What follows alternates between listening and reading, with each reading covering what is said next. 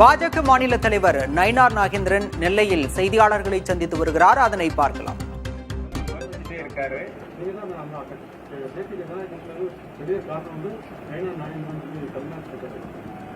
மதிப்புக்குரிய DD sir அவர்கள்,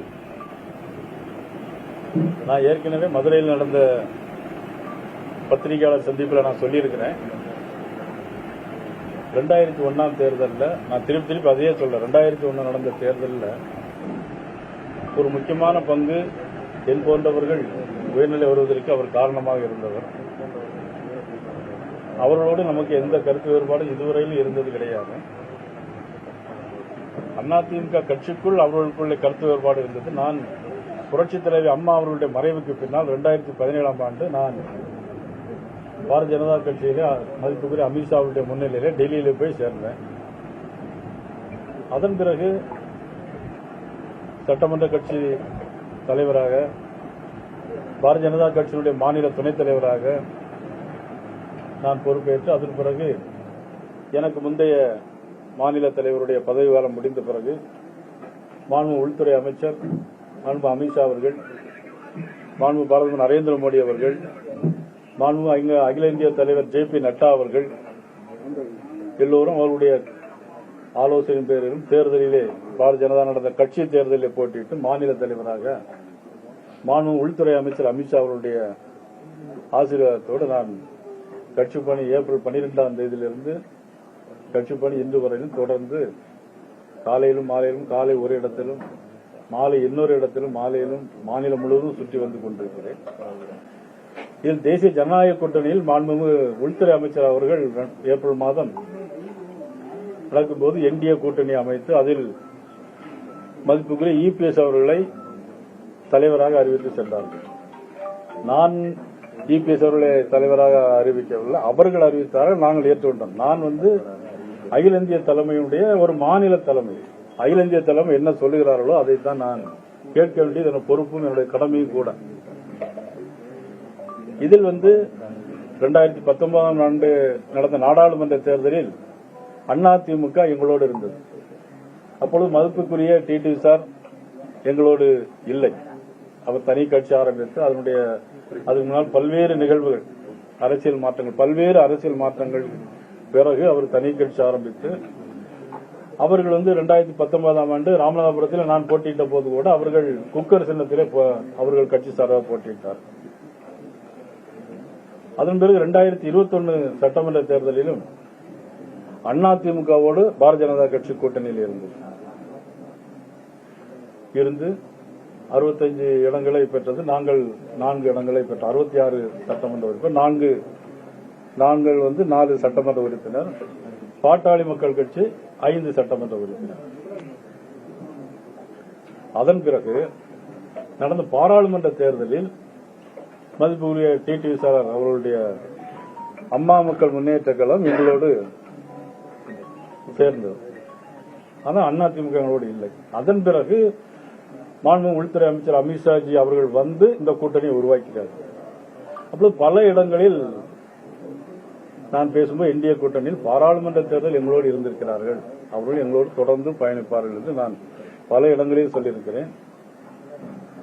DD sir கூட கேட்கும்போது நயினாரிடம் கேளுங்கன்னு சொல்லும்போது நான் அதே பதிலை செப்டம்பர் 1ஆம் தேதி நான் ஏற்கனவே பூலித்தேவனுடைய அந்த பிறந்தநாள் விழாவில் கலந்து கொண்டு அன்றைய பத்திரிகையாளர் சந்திப்பில் நான் ஏற்கனவே சொல்லியிருக்கிறேன். ஆனால் அவர்கள் அப்பொழுதெல்லாம் எதுவும் சொல்லவில்லை, அதுக்கு முந்தி எதுவும் சொல்லவில்லை. நான் ஏற்கனவே பலமுறை போன்ல கூட நான் பேசியிருக்கிறேன் டிடி சார் அவர்களிடம். அப்ப அவர் எது இருந்தாலும் ஒரு நல்ல முடிவு வேணும் அப்படின்னு என்கிட்ட சொன்னாங்க. நான் பிராங்கா சொல்றேன், அரசியல் உள்நோக்கமோ எனக்கு அரசியல்ல இன்னும் பெரிய இதா வரணும், என்ன பெருசா நினைக்கணுங்கிறதுக்காக நான் எதுவுமே நான் சொல்லல, பேசியிருக்கேன். அப்போ சீக்கிரமா எல்லாம் நல்ல முடிவு பண்ணுங்கன்னு சார் பல முறை நான் பேசியிருக்கிறேன் போன்லயும்.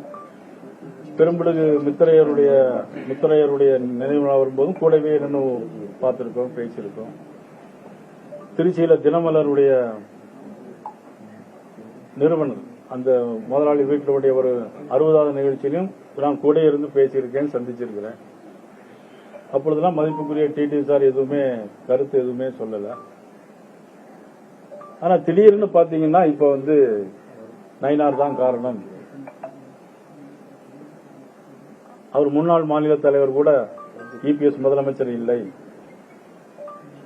இல்லை அப்படின்னு சொல்லி சொல்ல. ஆனா திருநெல்வேலி உங்கள் எல்லாருக்கும் தெரியும், நீங்கள் எல்லாருமே சாட்சி. திருநெல்வேலியில் நடந்த 5 பாராளுமன்றத்தினுடைய பூத் கமிட்டி மாநாட்டில் மாண்பு உள்துறை அமைச்சர் அமித்ஷா அவர்களுடைய முன்னிலையிலே எங்களுடைய முன்னாள் மாநில தலைவர் அண்ணன் இபிஎஸ் அவர்கள் முதலமைச்சராக வேண்டும், கடுமையாக உழைக்க வேண்டும். காரணம், இன்னைக்கு 20க்கு 25, 30% மேல வாக்குகள் வைத்திருக்கிறது பெரிய கட்சி. மாண்புமிகு டிடி சார் அவர்களுடைய அம்மா மக்கள் முன்னேற்ற கழகம் சட்டமன்ற தேர்தலில் கூட 165 இடங்களில் போட்டிட்டாங்க, 2.7% வாக்குகளை பெற்றார்கள். சிறிய கட்சி பெரிய கட்சி என்பது முக்கியமல்ல, கூட்டணி தான் முக்கியம். அந்த அடிப்படையில் தொடர்ந்து இருக்கிறார்கள் அப்படின்னு சொல்லி நான் எல்லா இதிலும் பேசிட்டு தான் இருந்தேன். ஆனா 2 நிகழ்வுகள் எப்படின்னா, மதிப்புக்குரிய ஜான் பாண்டியன் அவருடைய நிகழ்வு மாநாடு நடந்தது திண்டுக்கல்ல, அது அவருடைய கட்சி மாநாடு. அங்கே நான் ஆனா அவர்கள் அழைக்கவில்லை என்கின்ற ஒரு கருத்து சொல்லப்படுகிறது. அதே மாதிரி திரு ஜி.கே. வாசன் அவருடைய அந்த அழைக்கவில்லை என்று சொல்கிறார்கள். அதுவும் அவருடைய கட்சி. இது இருந்தால் கூட நான் காரணம் என்பது சொல்வது எந்த அடிப்படையில் என்பது எனக்கு அது புரியல. அதை முன்னாடியே சொல்லியிருந்திருக்கலாம், ஒரு 2-3 மாசம் முன்னாடி என்ன போட்ட அன்னைக்கே கூட சொல்லிட்டு போயிருக்கலாம். ஆனா இப்ப எந்த அடிப்படையில் மதிப்புக்குரிய டிடி சார் சொல்றாங்கிறது எனக்கு அது விளங்கல. திருநெல்வேலி பாத்தியில சொன்னா விளங்கல, அது கன்னியாகுமரி சொல்லலாம், திருநெல்வேலி சொல்லாம எனக்கு என்னன்னு விளங்கல. கன்னியாகுமரி இல்லையா, எனக்கு கொஞ்சம் தொடர்பு உண்டு. செங்கோட்டையன் சொல்லியிருக்காரு, என்னன்னா எல்லாரும் ஒன்றிணைய வேண்டும் சொல்லி நான் மட்டும் சொல்லல, பாரதிய ஜனதா கட்சியோட மாநில தலைவர் சொல்லியிருக்காரு. அதே மாதிரி ஹெச் ராஜாவும் சொல்லியிருக்காரு, பிரேமலாதாவும் சொல்லியிருக்காங்க. தொடர்ந்து எல்லாரோட எண்ணமும் அப்படிதான் இருக்கு, எல்லாரும் ஒன்றிணைந்தால் மட்டும்தான் திமுகவை எதிர்கொள்ள முடியும் சொல்லி செங்கோட்டையன் இன்னைக்கு சொல்லியிருக்காரு. நீங்க எப்படி பாக்குறீங்க அதை? அதாவது என்னன்னா, ஆரம்ப காலத்துல அதை தான் நானும் சொல்லிட்டு இருக்கேன். அதை நான் பல தலைவர்களிடம் நான் சொல்லியிருக்கேன், பல தலைவர்களிடம் நான் பேசியிருக்கேன், பல தலைவர்கள்ட்ட, எல்லா கள தலைவர்களிடம் சொல்லியிருக்கேன். எல்லாரும் ஒன்னா சேர்ந்தாலும் ஜெயிக்க முடியும்னு எல்லா தலைவர்கள்ட்டையும் நான் சொல்லியிருக்கேன். அதுல மாற்றுக்கிறது கிடையாது. இன்னைக்கு நடைபெறுகிற திராவிட முன்னேற்ற கழக அரசு அது ஒரு நியாயமில்லாத அரசாக, மக்கள் விரோத அரசாக, பாலியல் வன்கொடுமையில் நிறைந்த அரசாக, மீண்டும் மீண்டும் நான் சொல்கிறேன், சொத்து வரி உயர்வு, மின்கட்டண உயர்வு, 24 லாக்அப் டெத், கள்ளக்குறிச்சியில் 60 பேர் ஒரு வருஷம் தொடர்ந்து, ஒவ்வொரு வருஷமும் 60 பேர் செத்துக்கிட்டே இருப்பாங்க. அரசாங்கம் சாராயம் குடிச்சு செத்த ஆளுக்கெல்லாம் 10 லட்சம் கொடுப்பாங்க. ஆனா ரோடு ஆக்சிடென்ட்ல இறந்து போயாச்சுன்னா 1 லட்சம் தான் கொடுப்பாங்க. ஆனா மக்கள் நிலைமை என்னன்னா, இப்ப சாராயம் குடிச்சு செத்து போனா கூட பரவாயில்லங்கிற மாதிரி ஒரு மனநிலைமை கூட மக்கள் மத்தியில வந்திருக்கு. செங்கோட்டையன் கட்சியில இருந்து நீக்கப்பட்டிருக்காரு. சரிங்க, ஒரு பாஜக வர வைக்கக்கூடிய வாய்ப்புகள் ஏதாவது நீங்க மேற்கொள்ள வாய்ப்பு இருக்கா? நீங்க என்ன நோக்கத்தோட கேட்கீங்க எனக்கு தெரியும். அது ஒரு நாங்க கூட்டணியில் இருக்கிறோம். கூட்டணியில் இருக்கும்போது அது என்னன்னா, அது அந்த கட்சியினுடைய தலைவருடைய நிர்வாகத்தில் உள்ளது. நீக்கிட்டாரு, நீங்க அவரை உங்க கூட சேர்க்க கொஞ்சம் பலமாவுங்களா? இல்ல, கட்சியில நாங்க கூப்பிட முடியாது. ஒரு கட்சியில கூட்டணியில் இருக்கும்போது இன்னொரு கட்சியில நாங்க அப்படி அழைப்பது நாகரிகமான ஒரு செயல் கிடையாது. செங்கோட்டையன், சசிகலா இவங்க இல்லாத அதிமுக பாஜக கூட்டணி ஒரு பின்னடைவை சந்திக்கும்னு நினைக்கிறீங்களா? என்ன பொறுத்தவரையில இந்த திமுக அரசு இருக்கக்கூடாது, திமுக அரசுக்கு மாற்று அரசு வேண்டும். அதனுடைய அடிப்படையில் எல்லாரும் ஒன்றா சேர வேண்டும் என்பதுதான் என்னுடைய நோக்கம். இன்னும் தேர்தலுக்கு ஒரு 8 மாசம் இருக்கு. அந்த கூட்டணி வலுவான கூட்டணியா இருக்குது. இப்ப நீங்க வலுவான கூட்டணியா ஆனீங்க. இப்ப ஒரு வாரத்துக்கு ஒருத்தர் அப்படியே கொஞ்சம் வெளியில போற மாதிரி ஒரு சூழல் இருக்கு. அவர் இன்னும் 2 பேர் உங்கள்ட்ட கூட்டணியில் இருந்த 2 பேர் அடுத்த கூட்டணிக்கு வரல. பாட்டாளி மக்கள் கட்சி அவங்க கூட்டணியை பத்தி இறுதி செய்யல, தேமுதிகவும் இறுதி செய்யல. இது போன்ற நிலையில எதிராளி இன்னும் உங்களோட மிகப்பெரிய பலமான எதிராளியை நீங்க எதிர்கொள்ள வேண்டிய நிலை அப்படிங்கும்போது ஒரு தோல்வி நிச்சயம் தானோ அப்படிங்கிற நினைச்சே தேர்தலை சந்திக்க வேண்டிய நிலை ஏற்படுமா? வெற்றி நிச்சயம் அப்படிங்கிற நிலையில தான் நாங்க தேர்தலை சந்திச்சோம். எம்ஜிஆர் சொன்ன மாதிரி தோல்வியை பிறருக்கு கொடுத்தே பழக்கப்பட்டவர்கள். காங்கிரஸ் வாக்கு திருட்டு எதிர்ப்பு மாநாடு நேற்றுக்கு பாளையங்கோட்டையில நடந்தது. மேலிட பார்வையாளர், காங்கிரஸோட மேலிட பார்வையாளர் கிரீஷ் சோடகர் பேசும்போது 117 இருந்து 125 தொகுதியை குறி வச்சு காங்கிரஸ் ஒர்க் பண்ணணும்னு மாநாட்டுல பேசினாரு. திமுகவோட முக்கிய கூட்டணி கட்சியான காங்கிரஸ் அந்த மாதிரி ஒரு வியூகங்களை வச்சிருக்கும் போது அதிமுகவோட முக்கிய கூட்டணி கட்சியான பாஜக அந்த மாதிரி வியூகம் இருக்கா? காங்கிரஸோட இந்த கருத்தை எப்படி பாக்குறீங்க? அதாவது சீட்டு அவங்க கட்சியில அவங்க கூட்டணியில கேட்கறது அவங்களுடைய சுதந்திரம். அது 125 கேட்கலாம், குறைந்தும் கேட்கலாம், கூடியும் கேட்கலாம். அது அவங்களுடைய கட்சியினுடைய பிரச்சனை. 125 கொடுத்தா அது அவங்களுடைய கூட்டணியை பொறுத்தது. ஆனா எங்களை பொறுத்தவரை அதை கருத்து சொல்ல முடியாது. இல்ல 125 தொகுதி கொடுத்தா காமராஜர் ஆட்சி வந்துடும் தமிழகத்துல. அது அவங்கள்ட்ட தான் கேட்கணும். தமிழக முதலமைச்சர் வெளிநாட்டு சுற்றுப்பயணம் முடிஞ்சு இன்னைக்கு வந்திருக்காரு. 15,500 கோடிக்கு மேல முதலீடுகள் ஈர்க்கப்பட்டதா பேட்டி கொடுத்திருக்காங்க. நல்லுறவுகளை இணைக்கக்கூடிய ஒரு பயணமா இந்த பயணம் அமைந்தது அப்படின்னு சொல்லி பேட்டி கொடுத்தாரு முதலமைச்சர். முதலீடுகளை தாண்டி நல்லுறவை இந்த பயணம் ஏற்படுத்தி கொடுத்திருக்கிறதா சொல்லியிருக்காங்க. எந்த நாட்டுக்கும் அவரு ஒரு நாட்டினுடைய இந்திய நாட்டுக்கும் லண்டனுக்கும் நம்ம முதலமைச்சர் போய் நல்லுறவு ஏற்படுத்தி விட்டு வந்தாங்களா? ஜெர்மனுக்கும் லண்டனுக்கும் போயிட்டு வந்தாங்க. பயணம் நல்லுறவுனா இந்திய நாட்டுக்கும் ஜெர்மனிக்கும் நல்லுறவு ஏற்படுத்தி வந்தாங்களான்னு தெரியல எனக்கு. சென்னையில இருக்கிற ஹிந்துஜா பைனான்ஸ் ஹிந்துஜா கன்சர்ன் விட்டுட்டு இங்கிலாந்துல இருக்கிற Hinduja finance Hinduja group of companies investment பண்ணியிருக்காங்க. அதாவது நான் ஏற்கனவே ஒரு வெள்ளை அறிக்கை கேட்டிருந்தேன். அதுக்கு இன்னைக்கு வர பதில் இல்லை. நான் ட்விட்டர்ல ஒரு வாரத்துக்கு முந்தைய போட்டிருந்தேன். போட்ட உடனே மதிப்புக்குரிய தொழில்துறை அமைச்சர் பாரதிய ஜனதா கட்சி தலைவர் பொய் சொல்கிறாரா, அதுதான் பதவி அழகான்னு கேட்டார். ஆனா நான் கேட்ட கேள்விக்கு பதிலே இல்லை. மறுநாள் போட்டா பதிலே இல்லை. ஏன்னா ஏற்கனவே இருக்கிற கம்பெனிய ஆல்ரெடி இங்க இருக்கக்கூடிய கம்பெனியை அங்க போய் இவங்க கூட்டிட்டு எக்ஸ்பான்ஷன் பண்ணிருக்காங்க. அதே கம்பெனி நாங்க கொண்டு வந்தோம்னு சொல்லி அதுல லிஸ்ட்ல இந்த சொன்ன 15,000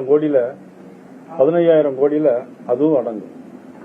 நான் சொன்னதுக்கு பதிலே சொல்லல.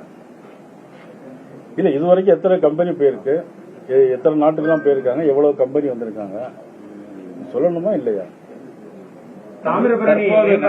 நிகழ்வுகள் பாஜக அந்த கூட்டணியில் நடைபெறக்கூடிய இந்த நிகழ்வுகள் மன வருத்தத்தை ஏற்படுத்தக்கூடிய அளவில் இருக்கிறது. முன்னாள் தலைவர் அண்ணாமலை உங்களுடைய பார்வை,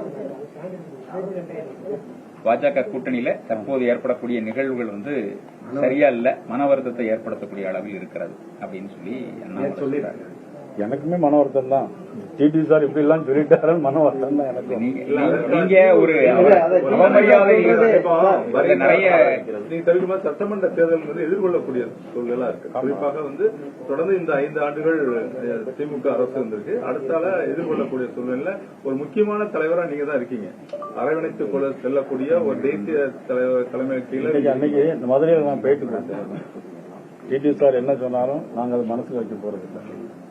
ஆனா கடந்து திரு அண்ணன் ஓபிஎஸ் இருக்கட்டும், டிடி சாராக இருக்கட்டும், அவங்களுடைய தலைமையிடம் கேட்டு நான் போய் பேச வேண்டிய சந்தர்ப்ப சூழ்நிலை இருந்தால் நிச்சயமாக அவரோடு சேர்த்து போட்டியிடுவதற்கான வாய்ப்பு ஏற்பட்டால் நிச்சயமாக சரி. நீங்க இதை விட எடப்பாடி உங்களோட நெருங்கிய நண்பர் இருந்தாலும் அவரிடமும் பேசுவதற்கான வாய்ப்பு இருக்காது.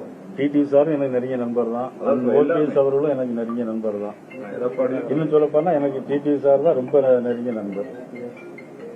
அவர் நயினார் நாகேந்திரன் நிறைய தகவல்களை நமக்கு சொல்லல. நிறைய எனக்கு என்ன ஒரு அப்பர் கிரேடா நடந்துகிட்டார் அப்படிங்கிற மாதிரி ஒரு குற்றச்சாட்டு உங்களை முன் வச்சு அதனால அந்த பிரச்சனை ஏற்பட்டுச்சு. அந்த மாதிரி பார்க்கலாம். நெல்லை மாவட்டத்தில் உங்க எல்லாருக்குமே தெரியும், நான் எனக்குலாம் எந்த கிரேடு எல்லாம் எனக்கு ஒன்றும் கிரேடு எல்லாம் கிடையாது. மாண்புமிகு உள்துறை அமைச்சர் அமித்ஷாஜி இங்க வரும்போது நான் சொல்லியிருக்கேன், வர்றாங்க வீட்டுக்கு வர்றாங்க, நான் பேசியிருக்கேன் அப்படிங்கறத நான் சொல்லியிருக்கேன் அவங்கள்ட்ட. அதுக்கு மேலே ஒரு சில விஷயங்களை நான் சொல்லியிருக்கேன். ஆனா அது சாரு பிடிச்சோன்னா நம்ம பாஜக தலைமை இந்த நிகழ்வுகளை எப்படி சார் பாக்குது? உங்களுக்கு தான் இதனுடைய பதில் தெரியும். பாஜகவோட டெல்லி தலைமை இந்த நிகழ்வுகளை எப்படி பாக்குது? இல்ல நாங்க டெல்லி தலைமையோடு பேசி ஒரு முடிவு எடுத்து அதுக்கு பிறகு நாங்க செங்கோட்டையன் டெல்லி போயிருக்காரு. ஹரித்வார்ல போய் நான் பாலராமரை பார்க்க போறாங்க. ஹரித்வார் சிவன் கோவில் முன்னுக்கு பின் முரணான எப்படி அவரு ஹரித்வார்ல போய் பாலராமரை தரிசிக்க போகிறேன்னு சொல்றாரு. ஹரித்வார் சிவன் கோவில், பாலராமர் அயோத்தியில் இருக்காரு. இல்ல அது நான் பார்க்கல. அது ஒருவேளை ஹரித்வார் போயிட்டு அங்கிருந்து அயோத்தி ராமரை பார்க்க போலாமா இருக்கும். மன நிம்மதி ஒருவேளை அவர் பாஜக தலைவர்களை பார்க்க போகிறாரா? அவருடைய மனநிலைக்கு நம்ம பொறுப்பு சொல்லல. பாஜக தலைவர்களை பார்க்க போகிறாரா? ஏற்கனவே கடந்த முறை போயிருந்தாரு, நிர்மலா சீதாராமன் எல்லாம் பார்த்து வந்தாரு கடந்த முறை போயிருக்கும்போது. அது போன்ற நிலை தற்போது இருக்குதா? இல்ல அவங்க தான் கோயிலுக்கு போறோம்னு தான் தெளிவா சொல்லியிருக்காங்களே. ரொம்ப தெளிவா சொல்லியிருக்கிறார் ஒரே ஒரு விஷயத்தை. அண்ணாமலை அவர்களுக்கு இருக்கிற வரைக்கும் எங்களை கூட்டணியில ரொம்ப நன்றாக நடத்தினாங்க. அதன் பின்புதான் அந்த கூட்டணியில் இவ்வளவு பெரிய சிக்கல் அல்லது ஒரு முரண்பாடு ஏற்பட்டிருக்கிறதா சொல்லியிருக்கிறார். அப்ப அவருடைய கருத்தினுடைய வெளிப்பாடு ஒருவேளை அண்ணாமலை தலைமையில இருந்தா அந்த கூட்டணியில நாங்க தொடரலாம்ங்கிறத ஒரு சமிக்கையா சொல்றாருன்னு நீங்க நினைக்கிறீங்க? அதை நீங்க அவர்கிட்டயே கேட்டுக்கலாமே, டிடி சார்கிட்டே கேட்கலாம். நீங்க நெல்லைக்கு அமித்ஷா வரும்போது எங்க வீட்டுக்கு வராருன்னு அவர்கிட்ட சொல்லியிருந்தீங்க. அப்ப அவருக்கு அழைப்பு கொடுத்திருந்தீங்களா? அவர் வரதுக்கு எதுவும் சொல்லி இல்ல, வீட்டுல இருந்து கட்சிக்காரங்களுக்கு யாருக்குமே அழைப்பு கிடையாது. டிடிவி அவருக்கு நான் சொல்லியிருந்தேன். வீட்டுக்கு வர்றாங்க, நான் கருத்துக்கெல்லாம் பேசியிருக்கேன், அப்படியே தகவலை சொல்லியிருக்கேன். இங்க பிஜேபி கட்சிக்காரங்களுக்கே யாரும் நாங்க கூப்பிடல. தமிழ்நாட்டிலும் பாஜக வாக்கு திருட்டில் ஈடுபடலாம் அப்படின்னு குளத்தூர் தொகுதியில் தான் 9,000 ஓட்டு அங்க திருட்டு நடந்திருக்குன்னு சொல்றாங்க. அதை நான் எடுத்து பார்த்துட்டு உங்களுக்கு நாளைக்கு அந்த லிஸ்ட் பாருங்க. அவருடைய பேச்சை எப்படி பாக்குறீங்க? மாநாட்டில் அவருடைய பேச்சை எப்படி பாக்குறீங்க? பாரதிய ஜனதா சிதம்பரத்தினுடைய பேச்சை எப்படி பாக்குறீங்க? எல்லா பக்கமும் பீகார், மகாராஷ்டிராவை தொடர்ந்து தமிழ்நாட்டில் பீகார் நான் ஏற்கனவே சொல்லியிருக்கேன். உங்களுக்கு 65 லட்சம் ஓட்டுல 30 லட்சம் பேர் இறந்து போனவங்களை சேர்த்து வச்சிருக்காங்க. அதுல 19 லட்சம் பேர் ஊர்ல இல்ல. மீதி இருக்கவங்க பாத்தீங்கன்னா எல்லாம் இடம் மாறி போயிருக்காங்க. எல்லாம் இங்க தமிழ்நாட்டுக்கு வந்திருக்காங்க ஓட்டு போடுறதுக்காக வேண்டி. இதான் சிதம்பரம் சொல்லியிருப்பாரு. சிதம்பரம் சொல்லும்போது ஒரு தொகுதியில ஒரு எம்எல்ஏ சட்டமன்ற தொகுதியில 10,000 எடப்பாடி பழனிசாமியை தமிழ்நாட்டின் முதல்வர் வேட்பாளராகவும் பாஜக கூட்டணியின் கட்சி தலைவராகவும் அமித்ஷா தான் அறிவித்தார் எனவும் அதன் அடிப்படையில் நாங்கள் செயல்படுவதாகவும் பாஜக மாநில தலைவர் நயினார் நாகேந்திரன் குறிப்பிட்டிருக்கிறார். மேலும் தனக்கும் டிடிவி தினகரனுக்கும் எந்த பிரச்சனையும் இல்லை என்றும் குறிப்பிட்டிருக்கிறார்.